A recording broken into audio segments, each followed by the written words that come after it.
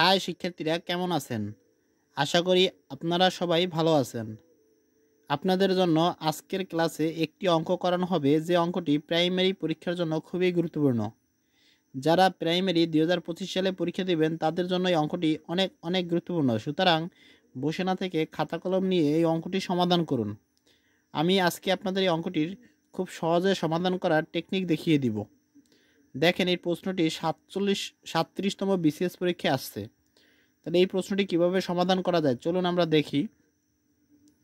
প্রশ্নটি যদি আমরা একটু পড়ি তাহলে দেখা যাচ্ছে 10% মুনাফায় 3000 টাকা এবং 8% মুনাফায় 2000 টাকা বিনিয়োগ করলে মোট মূলধনের উপর গড়ে শতকরা কত হার মুনাফা পাওয়া যাবে।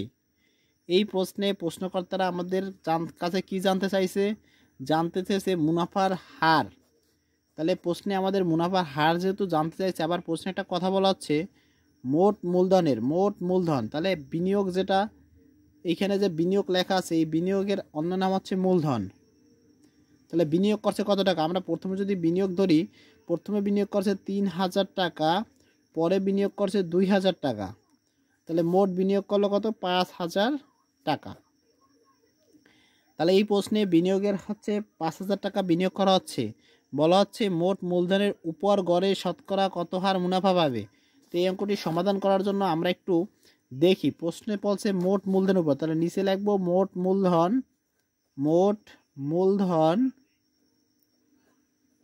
আর উপরে লিখবো কি? মুনাফা। যেহেতু আমাদের মুনাফার হার বের করতে বলা হচ্ছে, এজন্য 100 দ্বারা গুণ করতে হবে। তাহলে আমাদের এই অঙ্কে মূলধন আছে কত? মোট মূলধন আছে 3000 যোগ 2000। মুনাফা প্রশ্নে দেয়া নাই, তাহলে আমরা মুনাফাটা বের করি।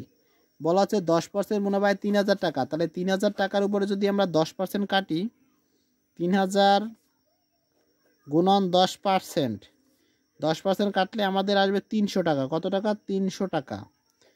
এই 300 টাকা হচ্ছে 1 বছরের মুনাফা। প্রথম 10% হবে 300 টাকা। দ্বিতীয়বারে বলা হচ্ছে 8% মুনাফায় 2000 টাকা। তাহলে 2000 টাকার উপরে 8% কাটলে আসবে কত? পার্সেন্টেজ মানে নিচে 100। তাহলে 100, 20 বাদ, 8 দুগুণে 16, 160 টাকা। তাহলে আমাদের মুনাফা আছে 300 আর পাশে 160। তাহলে উপরে 300 যোগ 160 গুণন 100।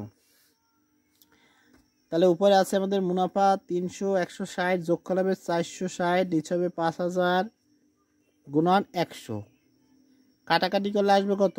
1 শূন্য, এই শূন্য, এই শূন্য, এই শূন্য কাটলাম, শূন্য, এই শূন্য। তাহলে 5 দ্বারা 46 কাটবো, 5 নং 45, 5 দুগুণে 10। তাহলে এই প্রশ্নে আমরা যদি 5 দ্বারা 46 ভাগ করতে যাই তাহলে পাবো 9.2%। তাহলে এই যে 9.2%, এটা হচ্ছে আমাদের মুনাফার হার।